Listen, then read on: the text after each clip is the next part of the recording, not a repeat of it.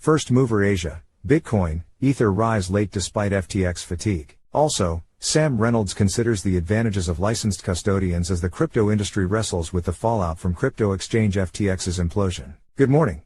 Here's what's happening. Prices, Bitcoin, Ether and other major cryptocurrencies surge late to ride into the green. Insights, could licensed custodians help the crypto industry save itself? Catch the latest episodes of CoinDesk TV for insightful interviews with crypto industry leaders and analysis. And sign up for First Mover, our daily newsletter putting the latest moves in crypto markets in context. Prices.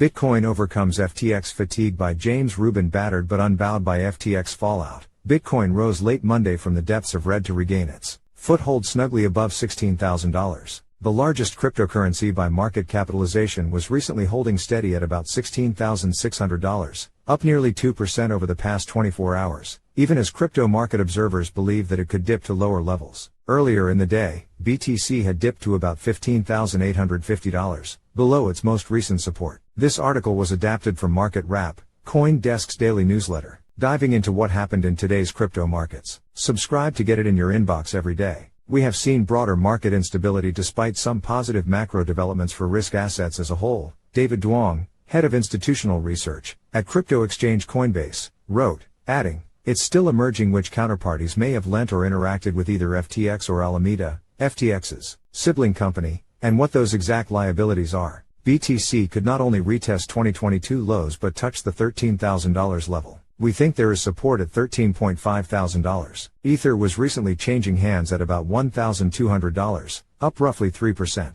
The second largest crypto in market value and other major altcoins have been reckoning with the aftershocks of crypto exchange FTX's balance sheet vulnerabilities and consequent filing for Chapter 11 bankruptcy protection. On Friday, the centerpiece of erstwhile crypto wonderkin Sam Bankman-Fried's crypto empire suffered hacks accounting for about $600 million in outflows. Regulators are ratcheting up their scrutiny of the exchange and its sibling, Alameda Research, whose heavy balance sheet allocation of FTX's FTT token sparked FTX's rapid unraveling. FTX contagion remained virulent with Serum's SRM token recently falling more than 12%. On Saturday, DeFi protocols across the Solana ecosystem began unplugging from the on-chain exchange that Bankman-Fried had lauded for fear that they didn't know who wielded control, a concern fueled by the FTX hack. And the Solana Foundation said Monday it has tens of millions of dollars in cryptocurrencies stranded on FTX, as well as 3.24 million common stock shares in Sam Bankman-Fried's bankrupt crypto exchange. Nevertheless, its SOL token rose about 10%.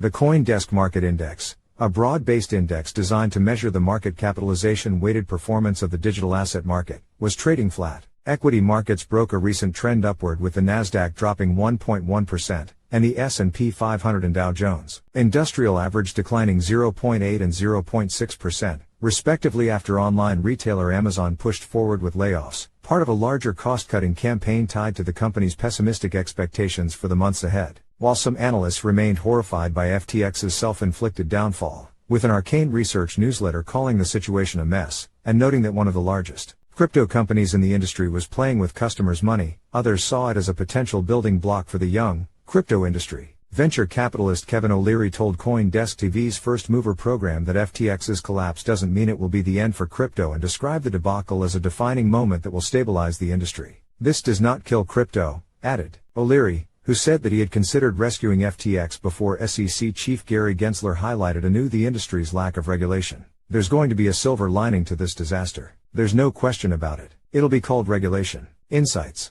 By Sam Reynolds. Imagine for a moment if there were a class of companies whose sole job was to safeguard customers' assets being held by an exchange or other institution from theft, hacks or misuse by executives. And imagine if these companies were registered with the government, insured and regularly audited, with the results available for the public to inspect. Now imagine if the majority of exchanges didn't use these services because it slowed their business down. Welcome to November 2022. If you use an external independent, licensed custodian, we would never have gotten into this situation because they couldn't have had access to customer deposits, Alessio Quaglini, CEO of Hex Trust, said in an interview with CoinDesk. Quaglini said that with a custodian, clients' assets are legally and technologically segregated, available for public monitoring via block explorers, and insured. Assets are disclosed, as are liabilities. To put it bluntly, the funds would have been safe from outsider threats, insider threats, and Alameda Research. the ledger would have been at least managed by an independent party versus the kind of internal ledger that they were using between FTX and Alameda, said Quaglini. The frosting on the cake was the hack where employees were leaving, nobody knew who was in charge of what, and then all of the sudden funds disappear because you don't know who's in control of the private keys. Despite all the due diligence that was allegedly done on FTX by some of the world's most important venture capital funds like Sequoia, SoftBank, and Temasek, this issue never came up. Caught in the Bankman-Fried cult of personality, these VCs never thought it necessary to have some safeguards in place to protect customer funds, which would have certainly been a requirement in the TradFi world. Investors are guilty in this case of throwing money at FTX without asking for really basic things like segregation of clients' assets. The fact that investors were not demanding this was quite embarrassing, said Quaglini. In July 2020, the Office of the Comptroller of the Currency, OCC, greenlit nationally chartered banks in the U.S. to provide custodian services for crypto. In the days following that announcement, crypto raced from $9,514 to over $11,000. Institutional capital was accustomed to having custodians, and this was the key to unlocking this narrative. This is how the asset class hit $1 trillion, and another Mt. Gox was prevented. Some exchanges have their own custodians, like Coinbase and Gemini. These are separate entities from the main exchange, licensed appropriately under local law. Coinbase and Gemini both have New York licenses, but FTX did not. Nor does Binance. Without custodians, and their requirements for public disclosure, we have no way of checking who's solvent and who's insolvent. Publicly known wallets can help, but that's not the full picture. The public will have to take the word of executives at face value, and pray that Crypto.com's balance sheet is as strong as it claims. Exchanges are now effectively operating as unregulated banks with fractional reserve banking minus the capital requirements, regulations, or ironically, transparency. Something has to change. Hopefully, it's not stringent regulation that strangles the industry. Binance's Changpeng Zhao wants to establish an industry association to promote best practices as part of his recovery fund. But will this include the use of licensed custodians? Time will tell. So far, all he's been calling for is self-custody. Important events. 10 a.m. HKT/Sergeant 2 o'clock UTC, China's retail sales, YAI, October, 3 p.m. HKT/Sergeant 7 o'clock UTC, Great Britain's ELO unemployment rate, 3 m. Sept, 6 p.m. HKT/Sergeant 10 o'clock UTC, Europe's gross domestic product SA, KEK, Q3, CoinDesk TV. In case you missed it, here is the most recent episode of First Mover on CoinDesk TV. FTX fallout worsens as exchange sees mysterious outflows exceed $600 million.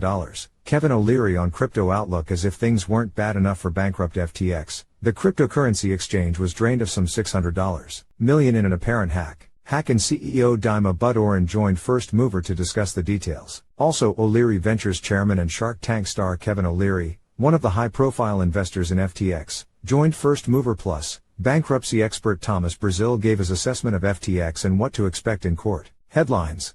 Solana Foundation invested in FTX, held millions in Sam Bankman-Fried linked cryptos on exchange. The foundation addressed the fallout of the FTX debacle in a blog post. Morgan Stanley says there is still much leverage in the crypto ecosystem. Retail investors may start to sell if Bitcoin trades below $10,000, the report said. Bitcoin miners' balance slides as FTX collapse weighs on crypto. Data tracked by Glassnode shows the number of Bitcoin held by miner wallets has dropped to a 10-month low. FTX collapse exposed weaknesses in crypto, Janet Yellen says, Bloomberg reports. The U.S. Treasury Secretary said the crypto sector is in need of very careful regulation while some lawmakers are already preparing to propose tougher rules. FTX's failure is sparking a massive regulatory response. Lawmakers, regulators and criminal investigators are looking into FTX's collapse, and Sam Bankman-Fried's tweets aren't helping.